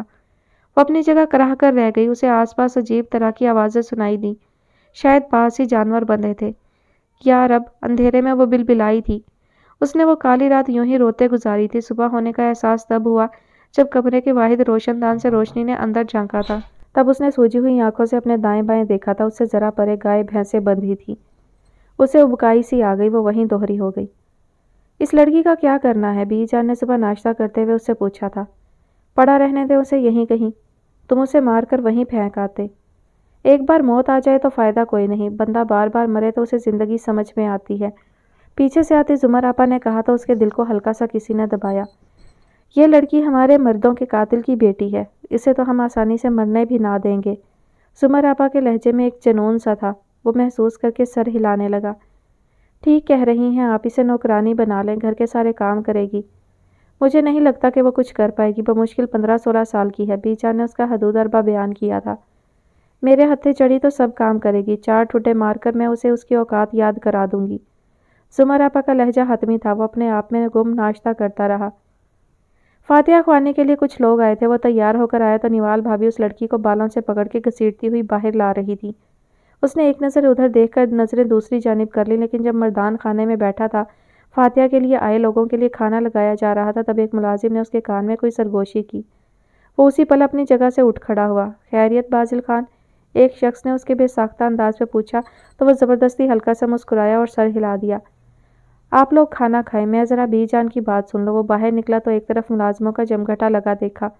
وہ تیزی سے اس جانب آیا تھا، اسے دیکھ کر ملازم ہٹنے لگے۔ دیکھو یہ بے غیرت شاید مر گئی ہے۔ نوال بھابھی نے پیر کی نوک سے بے ہوش پڑی ماہنور کے چہرے کو پرے کیا تھا۔ وہ ماتھے پر ڈھیروں لکیریں لیے اس بے جان وجود کے پاس بیٹھا تھا۔ ایک طرف پڑے اس کے ہاتھ کی نبض چیک کی، کچھ سمجھ میں نہ آیا تو جھک کر اس کے دل کے پاس کان لگا دیا۔ فخرالدین میری گاڑی کی چابی لاؤ، اس نے تیزی سے کہا اور بھابھی کی طرف دیکھا۔ اسے اٹھوا کر گاڑی میں ڈالیں، یہ ابھی زندہ ہے۔ رہنے دو، اسے یوں ہی مرنے دو۔ کیوں خامخواہ کا قتل سر لے رہی ہیں؟ میں اسے ڈاکٹر کے پاس لے جاتا ہوں، آپ اسے گاڑی میں ڈلوائیں۔ بھابھی سے بات کرتے ہوئے اس نے تیزی سے چابی فخرالدین سے لی اور تیزی سے گاڑی کی جانب بڑھ گیا۔ وقت پہ میڈیسنز نہیں لی گئیں، دم گھٹنے کی وجہ سے ایسا ہوا ہے۔ ڈاکٹر کے بتانے پہ اس نے آہستہ سے سر ہلا دیا۔ یہ دمہ کی مریضیں ہیں، ڈسٹ الرجک بھی ہیں۔ پلیز صاف ستھرا ماحول انہیں مہیا کرے اور سب سے بڑھ کر دوا وقت پہ دی جائے، ورنہ ان کی جان کو خطرہ بھی ہو سکتا ہے۔ ڈاکٹر نے پروفیشنل انداز سے کہا تو وہ صرف سر ہلا پایا۔ اب تو وہ مکمل ہوش میں ہیں، آپ ان کے پاس جانا چاہیں تو جا سکتے ہیں۔ نسخہ اس کی طرف بڑھاتے ہوئے ڈاکٹر نے کہا تو وہ گہری سانس لے کر اٹھ گیا۔ وہ جب اس کے کمرے میں آیا تو وہ یوں ہی آنکھیں بند کیے پڑی تھی۔ ایک نظر اس پہ ڈال کر وہ کمرے کی کھڑکی میں آ کھڑا ہوا۔ باہر دنیا اپنے اپنے کاموں میں مصروف اپنی اپنی منزل کی طرف گامزن تھی۔ وہ کافی دیر تک یوں ہی کھڑکی میں کھڑا باہر دیکھتا رہا، پھر اکتا کر واپس مڑا ہی تھا جب اس کی نظر ایک بار اس پر پڑی۔ اس کے ہونٹ آہستہ آہستہ ہل رہے تھے، وہ ہوش میں آ رہی تھی۔ اس نے کسی ڈاکٹر کو بلانے کے بجائے بے ساختہ جھک کر اس کی بات سننا چاہی۔ ماہنور نے اس کا ہاتھ پکڑ لیا تھا، نرم ملائم ہاتھ میں آہنی ہاتھ کانپ کر رہ گیا۔ مجھے میرے بابا کے پاس لے چلو، نیم و آنکھوں سے اس نے التجا کی تھی۔ پلیز مجھے میرے بابا کے پاس چھوڑ آؤ۔ وہ اس کی التجائیہ گہری سانس لے کر ہاتھ چھڑا گیا۔ فکر نہ کرو، تم بہت جلد اپنے بابا کے پاس ہوگی، تم آج ہی مجھے مار دو، اس نے زاروں قطار روتے ہوئے التجا کی۔ وہ اسے دیکھ کر نظریں پھیر گیا۔ ابھی تو تم حویلی چلنے کی تیاری کرو، مجھے کہیں نہیں جانا۔ تم سے تمہاری مرضی کس نے پوچھی ہے؟ چلو اٹھو، اس نے سختی سے کہا تو وہ نہ چاہتے ہوئے بھی اٹھ گئی۔ بازل خان حیران ہوا کہ اس نے اتنی آسانی سے اس کی بات کیسے مان لی، لیکن اس کی یہ حیرت اس وقت دور ہو گئی جب ماہنور نے گاڑی کو فل سپیڈ میں دیکھا تو تیزی سے اپنی جانب کا دروازہ کھول کر باہر کودنے کی کوشش کی، لیکن بازل نے تیزی سے اس سے پکڑ کر اپنی جانب کھینچ لیا۔ یہ کیا فضول حرکت ہے؟ اس نے دہاڑ کر پوچھا اور گاڑی کو بریک لگا دیا۔ گاڑی چرچراتی ہوئی تھوڑی دور جا کر رک گئی۔ پلیز مجھے مرنے دو، میں مرنا چاہتی ہوں۔ اس نے خود کو چھڑانے کی ہر ممکن کوشش کی، لیکن بازل کی کلائی پر گرفت مضبوط تھی۔ یہ تمہاری بھول ہے کہ تم آرام سے مر جاؤ گی، اس نے گھرکا۔ جانتی ہو تمہارے باپ نے میرے بھائی اور بہنوئی کو قتل کیا، اور اپنے بھائی بہنوئی کے قاتل کی بیٹی کو میں آسانی سے کیسے چھوڑ دوں؟ تمہارے بھائی اور بہنوئی کا قاتل مر چکا ہے، مجھ سے تمہیں کیا لینا ہے؟ جواباً وہ بھی چلائی۔ کاش تمہارا باپ زندہ ہوتا تو میں بتاتا کہ مجھے تم سے کیا مل سکتا ہے۔ تم لوگ بہت ظالم ہو۔ ابھی تم نے ظلم دیکھا ہی کب ہے، ابھی تو شروعات ہے۔ چلو آرام سے سیدھی ہو کے بیٹھو، ورنہ بالوں سے گھسیٹتا ہوا لے جاؤں گا۔ اس نے جھٹکے سے اسے دروازے کی طرف پٹکا اور خود گاڑی سٹارٹ کر لی۔ اس کا سر کھڑکی سے ٹکرایا تو چکرا کر رہ گئی۔ آنکھوں میں آئے آنسو رواں ہو گئے۔ بازل لب بھیچے گاڑی آگے بڑھا لے گیا۔ یہ بچ گئی؟ نوال بھابھی نے اسے دیکھتے ہی نفرت سے کہا تو وہ خوفزدہ ہو گئی۔ ہاں، ابھی اس کے مرنے کا دن نہیں آیا۔ یہ مرے گی تو ہمارے ہی ہاتھ سے۔ نوال نے آگے بڑھ کر اسے پکڑنا چاہا تو بازل نے ہاتھ اٹھا دیا۔ ابھی رہنے دیں۔ وہ جو خوف سے سمٹ گئی تھی بازل کے روکنے پہ بھی سیدھی نہ ہو سکی۔ اے نوال، اسے میرے پاس لے آ، ذرا میری ٹانگیں تو دبائے۔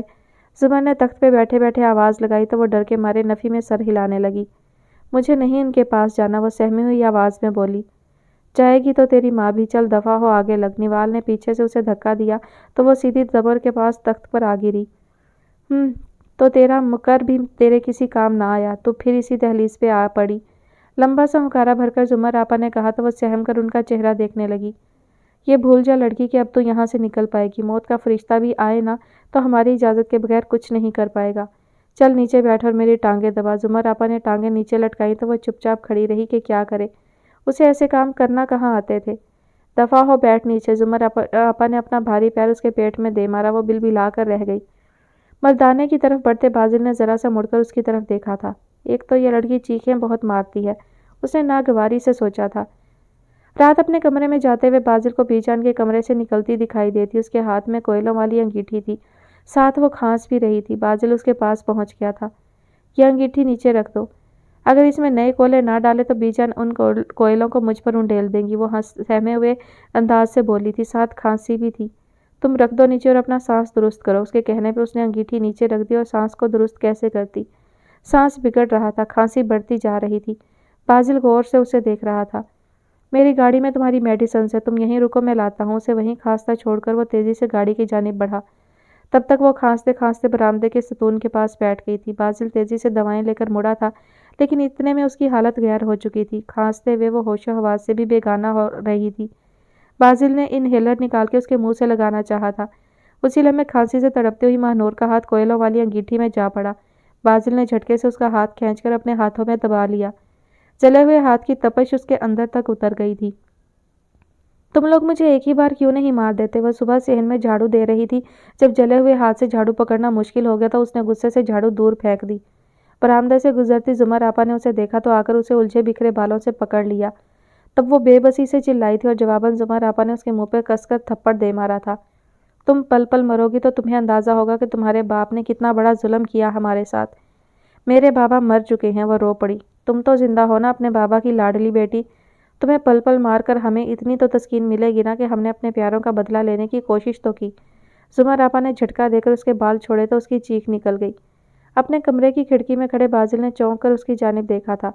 چلو اٹھاؤ یہ جھاڑو اور 5 منٹ میں سارا کام ختم کرو۔ زمر آپا نے جھاڑو کی طرف اشارہ کیا تو اس نے روتے ہوئے وہ جھاڑو اٹھا لی۔ جھاڑو پکڑتے ہوئے اس کی ایک اور چیخ نکلی تھی کہ ہاتھ میں چھالا بن چکا تھا اور شدید درد اٹھا۔ زمر آپا نے ناگواری سے اسے دیکھا۔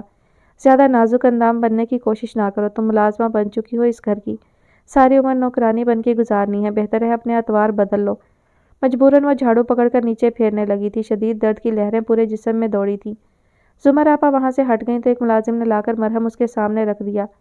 یہ چھوٹے سائی نے بھیجا ہے، اسے جلے ہوئے ہاتھ پہ لگا لو۔ اس نے وہ کریم پکڑی اور پھر بےحد غصے سے پیچھے کھلی کھڑکی کی طرف پھینک دی۔ کھڑکی سے ذرا پرے کھڑے بازل نے گہری سانس لے کر اندر گرنے والی وہ ٹیوب اٹھا لی تھی۔ آج تم نے پچھواڑے والے کمرے میں سونا ہے، گھر کا ایک ملازم اس کے سر پہ کھڑا ہوا تھا۔ مجھے کہیں نہیں سونا، میں یہیں برآمدے میں لائٹ کے نیچے بیٹھی رہوں گی۔ وہ انرجی سیور کی روشنی میں اپنا جلا ہوا ہاتھ پھیلا کر دیکھ رہی تھی۔ ارے شکر کر بیوی، تجھے سونے کے لیے کمرہ مل رہا ہے، ورنہ ہم ہیں ساری رات چوکی داری کرتے ہیں، دروازے کے پاس اونگتے رہتے ہیں۔ بات سنو، اپنے کام سے کام رکھو، مجھے اس حویلی کے کسی کمرے سے دلچسپی ہے نہ کسی کمرے والے سے۔ لیکن بیوی، یہ چھوٹے سائیں کا حکم ہے۔ وہ تمہارا سائیں ہے، میرا نہیں، وہ یہاں مجھے زبردستی لایا ہے، میں نہیں مانتی اس کے کسی حکم کو۔ ماننا تو پڑے گا تمہیں، چلو اٹھو اندر چلو۔ وہ پیچھے سے آن نکلا تھا، ملازم اسے دیکھ کر وہاں سے ہٹ گیا۔ مجھے اندر ڈر لگتا ہے، روشنی ہے وہاں، مجھے یہیں بیٹھنا ہے، وہ ضدی ہوئی۔ میں کہہ رہا ہوں اندر چلو، اور کہتے کے ساتھ ہی اس نے اسے کلائی سے پکڑ کر کھینچ لیا اور آگے لے گیا۔ تمہارے ساتھ ایک ملازمہ سوئے گی، تم اکیلی نہیں ہوگی۔ بتی جلا کے وہ اسے اندر چھوڑ آیا تھا، وہ اپنی بے بسی پر روتی رہ گئی۔ خان سما کے بیمار ہونے کی وجہ سے بی جان نے اسے کچن میں لا کھڑا کیا۔ آج کھانا پینا سب تم کرو گی، مجھے تو کچھ بھی بنانا نہیں آتا۔ وہ رونے کے قریب تھی۔ نوال تمہارے ساتھ ہوگی، میں اسے بھیجتی ہوں، اتنے میں تم کام شروع کرو۔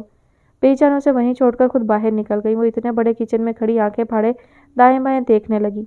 گندے برتنوں کا ڈھیر پڑا تھا دھونے کے لیے، جو یقیناً اسے ہی دھونا تھا۔ اس نے بھری ہوئی آنکھوں سے اپنا جلا ہوا ہاتھ دیکھا اور بے ساختہ سسک پڑی تھی۔ تم نے ابھی تک برتن نہیں دھوئے؟ بی جان کب سے تمہیں کہہ کر گئی ہیں۔ نوال نے اپنی مخصوص پاٹدار آواز میں کہا تو وہ اسے دیکھے بغیر برتنوں کی طرف بڑھ گئی۔ صابن لگاتے ہوئے اس کے ہاتھ میں شدت سے درد ہوا تھا۔ وہ کراہی بھی تھی لیکن وہاں اس کی سننے والا کون تھا؟ پھر جب نوال نے اسے پیاز کاٹنے کو دی، چھری پکڑنا اس سے محال ہو گیا تھا۔ نوال اسے سبزی کاٹنے پر لگا کر نہ جانے کہاں چلی گئی تھی، اس سے ابھی تک ایک پیاز کاٹی نہیں گئی۔ اس کے آنسوؤں میں تیزی آتی چلی گئی۔ تبھی پیچھے کھٹکا سا ہوا۔ اس کا خیال تھا نوال ہوگی اور اب آتے ہی جب اسے سستی سے کام کرتے دیکھے گی تو اسے پیٹ ڈالے گی۔ نوال بھابھی، وکیل صاحب آئے ہیں، باہر آئیں پلیز۔ بازل نے اسے دیکھے بغیر کہا تھا۔ وہ فوراً سیدھی ہوئی اور کچھ بھی سوچے سمجھے بغیر ہاتھ میں پکڑی تیز دھار چھری بازل کے پیٹ میں گھسا دی۔ بازل نے تیزی سے چھری آگے سے پکڑ لی تھی۔ بازل کا ہاتھ خون سے لتھڑ گیا تھا۔ سارے کچن میں خون پھیل گیا۔ بازل خان، یہ تمہارے ہاتھ کو کیا ہوا ہے؟ بی جان نے اپنے بیٹے کے ہاتھ پہ پٹی بندھی دیکھی تو تڑپ کر رہ گئی۔ کچھ نہیں، بس یوں ہی کچھ لگ گیا۔ اس نے انہیں ٹالنا چاہا۔ خیر ہو مولا، کہیں کسی دشمن نے؟ بی جان ایسی کوئی بات نہیں، معمولی سی چوٹ آئی ہے۔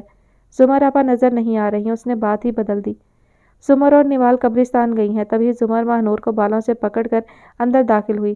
2 جھٹکے دیے تو ماہنور کی گھٹی گھٹی سی چیخیں نکلی تھی۔ ان لوگوں کی وجہ سے میں بیوہ ہوئی، میرے سر سے میرا سائیں اٹھ گیا، میں لٹ گئی، برباد ہو گئی۔ اسے 2 ہتھڑ مار کر دور گرایا تو وہ صوفے پہ ٹکے بازل کے زخمی ہاتھ پر جا گری۔ بازل کے اندر تک درد کی شدید ٹیسیں پھیل گئیں۔ زمر آپا اسے مار مار کر پھر سے کمرے میں ڈال آئی تھی۔ وہ مفلوج جسم کے ساتھ روتی ہوئی بے بس پڑی رہی۔ رات کا نہ جانے کون سا پہر تھا جب کوئی بھاری قدموں سے اس کے پاس آ رکا تھا۔ تم نے دوا نہیں لی؟ یہ لو ابھی کھا لو۔ اس نے شاپر پاس رکھا۔ تھوکتی ہوں میں تمہاری دوا پہ، آواز پہچان کر وہ بفر کر بولی۔ ضد نہ کرو، دوا کھا لو۔ اس کے لفظ لفظ سے غصہ پھوٹ رہا تھا۔ اس کے پاس بیٹھ گیا۔ ابھی بچی ہو، تمہیں یہ زبان زیب نہیں دیتی۔ تم یہاں جس کام کے لیے رکھی گئی ہو بہتر ہے زندہ رہ کر وہ سب چپ چاپ کرتی جاؤ۔ تم لوگوں نے مجھے کہیں کا نہیں چھوڑا، مجھے جیتے جی مار دیا ہے۔ رندھی آواز میں تازہ زخموں کا درد تھا۔ ابھی سے یہ حال ہے تو آگے جا کر کیا کرو گی؟ اس نے دانستہ اسے لٹ سے پکڑ کر کھینچا۔ تمہیں قتل کر دوں گی۔ وہ دہاڑی اور اس پہ جھپٹ پڑی۔ بازل نے خود کو چھڑانے کی کوئی کوشش نہیں کی۔ نہ جانے کیوں چپ چاپ اس سے مار کھاتا رہا۔ وہ اپنے تمام دکھوں اور زخموں کا بدلہ اسے لینا چاہ رہی تھی اور بفری ہوئی بھی ایسی ہی تھی، لیکن اسے مار مار کر وہ جلد ہی تھک کر ڈھہ گئی اور رونے لگی۔ وہ ایک طرف بیٹھا چپ چاپ اسے دیکھتا رہا۔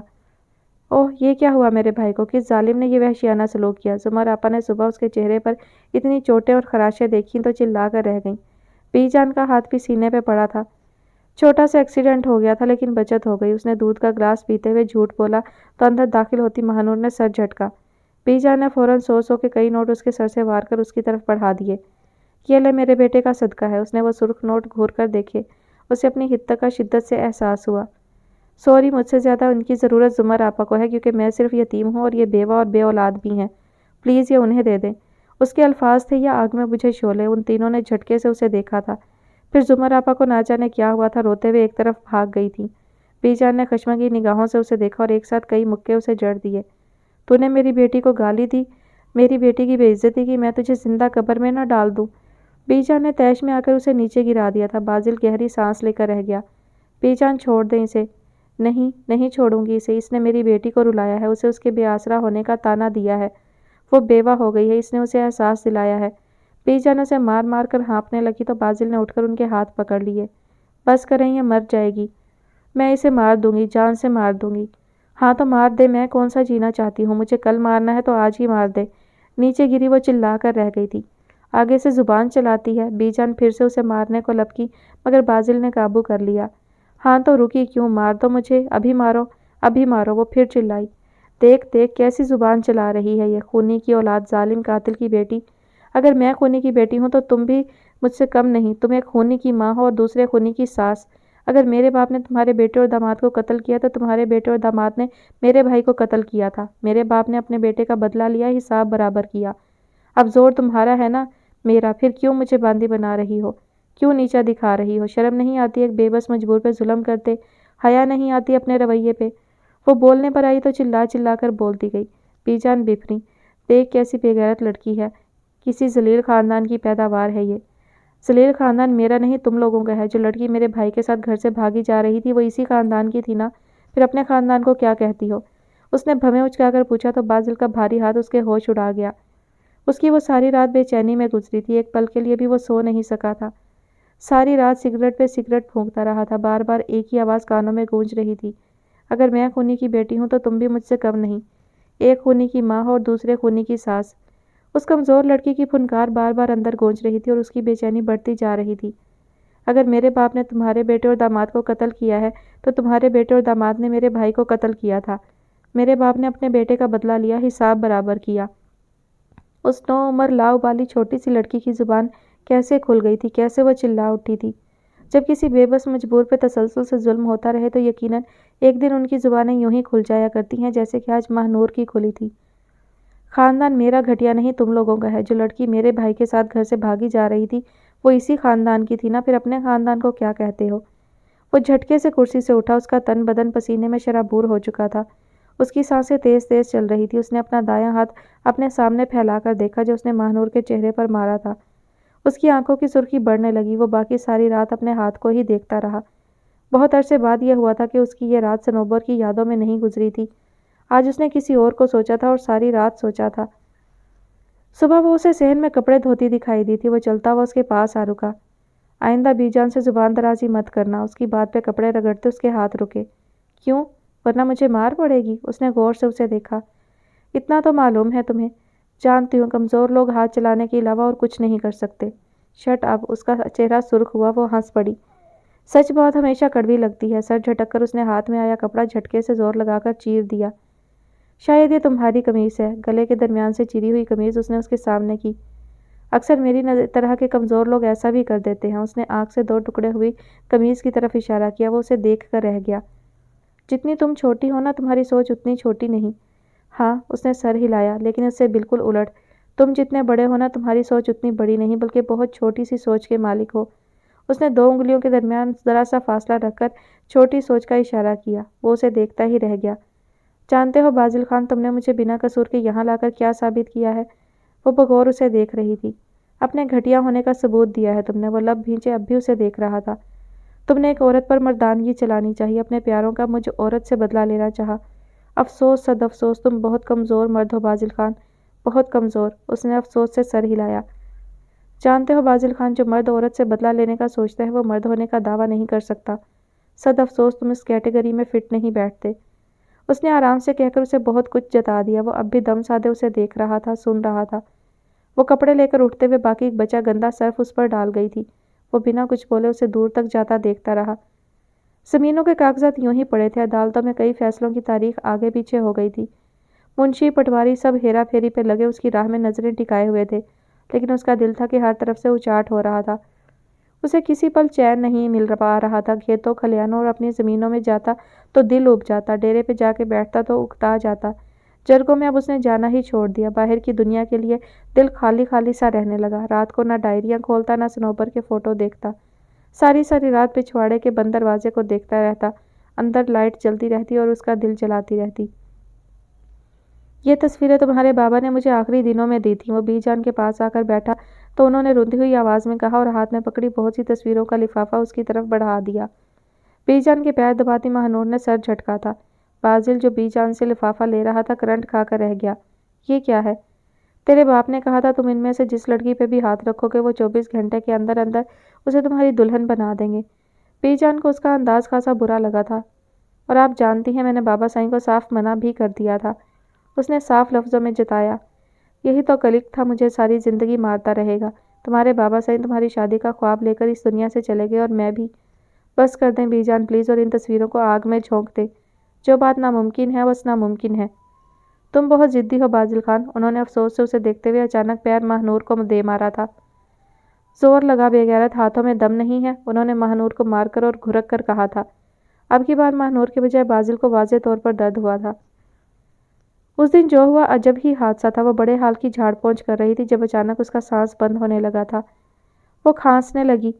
سامنے صوفے پر بیٹھی نوال بھابی نے چونک کر اسے دیکھا۔ وہ کھانس کھانس کر دوہری ہو رہی تھی۔ گرتے پڑتے وہ نوال کے سامنے پڑے پانی کے گلاس کو اٹھانے لگی تھی جب نوال نے اس کے ہاتھ سے گلاس چھین لیا۔ کھانستے کھانستے اس کی آنکھیں باہر ابلنے لگی۔ تبھی اسے گلدان کے پاس پڑا اپنا انہیلر نظر آ گیا۔ وہ گرتی پڑتی اس تک پہنچی، مگر اس سے پہلے ہی باہر سے آتی زمر آپا نے وہ اٹھا کر ایک زوردار قہقہ لگایا۔ یہ مجھے دے دو، مجھے۔ نہ، تمہیں ذرا تڑپتا تو دیکھیں، تمہاری تڑپ کا مزہ تو لیں۔ زمر کے ساتھ نوال کا قہقہ بھی شامل ہوا تو اس کے پیروں میں گر گئی۔ خدا کا واسطہ، ابھی نہیں، تھوڑا سا اور، تھوڑا سا اور شاباش۔ निवाला और जुमर हंसते हुए जैसे टिटखारे ले रही थी और उन्हें पता ही ना चला कि वो तड़प तड़प कर बेबस हो गई थी। उसकी बाकी मांदा हिम्मत जवाब दे गई थी और बाहर से दरवाज़ा खोलकर अंदर दाखिल होते बाजिल खान ने एक नज़र ये मंजर देखा था और उसकी सांसें वहीं साकत हो गई थी। गाड़ी जाने पहचाने रास्तों पर रवा दवा थी, लेकिन वो बैक सीट से सर टिकाई आंखें मूंदे कुछ भी देखने से गुरेजा थी। वो भी चुपचाप ड्राइव कर रहा था। गाड़ी अपनी मतलूबा जगह पर जाकर झटके से रुकी तो उसने आहिस्ता से भींची पलकें उठा ली। आंखें लाल सुर्ख थी और आंखों से ज़रा सा पानी छलककर गालों को छू गया था। बाजिल ने बेइख्तियार नजरें चुराई थी। तुम्हारा घर आ गया। मेरे बाबा। वो अपने बाप का घर देखकर बेइख्तियार सिसक पड़ी। आ जाओ। उसकी तरफ का दरवाज़ा खोलकर वो नरमी से बोला तो वो सिसकती हुई बाहर निकल आई। वो घर जहाँ वो पैदा हुई थी, भाई के साथ खेलती रही थी, बाबा की गोद में पलती आई थी, वही दरवाज़ा, वही राहदारी, वही हाल। सामने बाबा का कमरा एक भाई का और दूसरी तरफ उसका अपना, मगर वो अपने कमरे में सोई कब थी? अकेले में तो उसे डर लगता था। शुरू से बाप भाई के कमरे में रहती आई थी और अगर वो ना होते तो कुल वक्ती मुलाजमा उसके साथ पाई जाती। उसने अकेले रहना सीखा था, ना अकेले सोना। वो बाबा के कमरे में बैठकर देर तक रोती रही थी और वो चुपचाप उसे रोता देखता रहा था, लेकिन जब रहा ना गया तो उसके कंधे पर हाथ रख दिया। बस करो, तुम्हारी पहले ही सेहत ठीक नहीं। और वो चाहते हुए भी आंसू रोक नहीं पा रही थी, तभी मजबूरन वो सामने खड़ा होकर अपनी उंगलियों की पोरों से उसके आंसू साफ करने लगा और ऐसे में वो खुद पे काबू ना रख सकी तो उसके शाने से जा लगी। मुझे वापस जाना है। वो दिल कड़ा करके उठ खड़ा हुआ। रात बहुत हो गई है। सहमा लहजा उसके अंदर की हालत का गमाज था। मुझे जाना तो है। वो कुछ ना बोली तो वह दरवाजे की सिमत बढ़ गया। तुम आज रुक नहीं सकते? उसकी आवाज़ ने उसके कदम दरवाजे में ही जकड़े। वो मुड़कर उसे देखने लगा। रात है ना, मुझे अकेले में डर लगता है, वो मस्कीनियत से बोली। साथ हाथों की उंगलियां चटखाने लगी। मेरे होते हुए क्या तुम नहीं डरोगी? वो 2 कदम उसके करीब आ गया। प्लीज़ रुक जाओ ना। पता है ना मैं मारता भी हूँ। प्लीज़, वो लजाजत से बोली। अंधेरे से मुझे डर लगता है और अकेले में मेरी जान निकल जाएगी। अल्लाह ना करे, बेसाख्ता उसके मुंह से निकला। तुम रुकोगे ना? उसने आस से पूछा। वो कुछ देर बगौर उसे देखता रहा, फिर सर हिला दिया। और वो उस रात बहुत सुकून से सोई थी। तुम सोए नहीं? सुबह वो उसकी आंखों की सुर्खी देखकर बेइख्तियार बोली थी। कहाँ सोता? अरे ये पूरा घर है, इतना बड़ा है, जिस तरफ चाहे सो जाते। बाजिल बेसाख्ता मुस्कुरा दिया था। बहुत मासूम हो तुम, या शायद पागल। क्या मतलब? वो उलझी। अब ऐसा भी नहीं है। छोड़ो सब मतलब मुझे चाय की तलब हो रही है। एक स्ट्रॉन्ग सा कप मिल जाएगा? अरे तुम भी स्ट्रॉन्ग चाय पीते हो? बेइख्तियार चीखी। मुझे भी ज़्यादा पत्ती वाली चाय अच्छी लगती है। तुम फिर 2 कप बना लो। वो ज़रा सा मुस्कुराकर नरमी से बोला था, तभी उसका मोबाइल बजा। स्क्रीन पर घर का नंबर था। जी अस्सलाम वालेकुम। बीजान मैं यहीं हूँ। जी, वो बच गई है। उसने कनखियों से उसे देखते हुए कहा। महानूर उसे बात करता देखकर किचन की तरफ बढ़ गई, लेकिन बाजिल के अगले अल्फाज ने उसके कदम रोके थे। बीजान ये मासूम है, बच्ची है। मुझसे गलती हुई जो इसे उठाकर आप लोगों के पास ले गया। सुमर आपा और निवाल भाभी ने इस पर तरह तरह का जुल्म किया। इसे मारने में कोई कसर बाकी ना रखी। बहुत अफसोस की बात है। यकीन माने मुझे अपनी गलती का शिद्दत से एहसास हुआ है।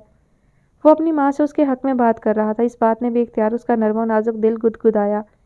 चाय बनाकर वो वापस आई तो वो बात ख़त्म कर चुका था। सुनो। जी। तुम अपने भाई का खून हमें माफ़ कर सकती हो? बिना तमहीद के उसने पूछा। तो क्या तुम अपने प्यारों का खून माफ़ कर सकते हो? उसने भी जवाबन पूछा। समझदारी का यही तकाजा है कि अब हमें कोई ना कोई गुंजाइश निकाल लेनी चाहिए। ये ख़ानदान बिरादरी के मसले ख़त्म करने चाहिए। पहले जो हुआ और जिन रस्मों रिवाजों की वजह से हुआ, अब हमें उन रस्मों रिवाजों को तोड़ना चाहिए और दोबारा से वही असूल अपनाने चाहिए जो आज से 1400 साल पहले हमारे आखिरी नबी सल्लल्लाहु अलैहि वसल्लम ने हमें दिए थे। उन्होंने हसब नसब को मिटाकर हर इंसान को बराबरी, मुसावात और अदल का दर्स दिया। कुर्बान में रसूलुल्लाह सल्लल्लाहु अलैहि वसल्लम के, वो बेसाख्ता बोली। इस्लाम में कत्ल का बदला सिर्फ कत्ल नहीं, बल्कि इसमें सिला रहमी और दरगुजर माफ़ी को ज़्यादा अहमियत दी गई है। हमारा मज़हब हमें भाईचारे का दर्स देता है। तो इतना इल्म रखते हो फिर भी? बेइख्तियार वो शिकवा कर गई। बस संभलने का भी कोई ना कोई वक्त होता है और यही समझ लो कि इस इल्म ने अब जाके मुझ पे असर किया है और मैं अब संभला हूँ, वरना इससे पहले मैं भी इन रिवायतों और रिवाजों में उलझा हुआ था। उसने ईमानदारी से अपना तज्जिया किया था। वो सर हिलाने लगी। अच्छी बात है, इस बात पे तुम मुबारकबाद के मुस्तहिक हो। शुक्रिया, और इसके लिए मैं तुम्हारा ज़्यादा शुक्रगुजार हूँ कि तुम्हारी वजह से मुझे ये एहसास हुआ और मुझे सब जानने का मौका मिला। उसने फराख दिली से कहा। वो चुपचाप उसे देखे गई। तुम आज भी नहीं रुक सकते? वो अगले दिन फिर उसके पीछे खड़ी उसे रोक रही थी। मुझे जाना तो है, आज नहीं तो कल लाजमी जाना पड़ेगा। उसका लहजा बुझा हुआ सा था। आज रुक जाओ, कल चले जाना। اور اگر کل پھر تمہیں ڈر لگا تو؟ اس نے اس کی آنکھوں میں جھانکا۔ تو پھر رک جانا، بے ساختہ اس کے منہ سے نکلا۔ وہ مدھم سا مسکرا دیا۔ روز روز رکنا میرے لیے ممکن نہیں ہے، وہ دل پہ پتھر رکھ کے بولا۔ تو پھر میں اکیلی کیسے رہوں گی؟ وہ روحانسی ہو گئی۔ ہاں، اس کا کوئی نہ کوئی حل سوچنا پڑے گا۔ ہاں، کوئی حل نکالو نا پلیز۔ اس نے اس کا ہاتھ پکڑ لیا کہ وہ کہیں بھاگ ہی نہ جائے۔ باسل نے گہری نظروں سے اپنے ہاتھ پہ اس کا ہاتھ دیکھا تھا۔ تو پھر کیا خیال ہے ان ہاتھوں کو ہمیشہ کے لیے ایک نہ کر لیں؟ کیا مطلب؟ باسل خان ولد زیان خان، مہنور شہباز ولد شہباز محمود کو زوجیت میں لینے کا فیصلہ کر چکا ہے۔ تو کیا یہ فیصلہ آپ کو قبول ہے؟ اور مہنور نے جو بے ساختہ نظریں اٹھا کر اسے دیکھنا چاہا، اس کی چمکتی آنکھوں نے وہیں اسے پلکیں گرا لینے پر مجبور کر دیا۔ بولو، کیا قبول ہے؟ وہ پھر بولا۔ مہنور کے ہاتھوں سے پسینہ چھوٹ پڑا۔ میں نے پوچھا قبول ہے؟ بھاری آواز میں گرج تھی، دھمک تھی جو اگلے کا دل دہلا دینے کو کافی تھی۔ لیکن اگلے کا دل دہلا نہیں تھا۔ اس نے اس کی آنکھوں میں دیکھتے ہوئے اس کے گلے میں لٹکے تعویذ کو پکڑ لیا تھا۔ جب خودکشی ہی کرنی ہے تو ٹھیک ہے، دونوں ایک ساتھ کرتے ہیں۔ اور باسل خان کا زوردار قہقہہ بلند ہوا تھا۔ ختم شد جی جناب، تو یہ کہانی ختم ہوتی ہے یہیں پر۔ سادہ سی اچھی کہانی تھی۔ انشاءاللہ جلد کسی کہانی کے ساتھ حاضر ہوں گی۔ تب تک آپ سب اپنا خیال رکھیے گا، مجھے اپنی دعاؤں میں یاد رکھیے گا۔ اللہ حافظ۔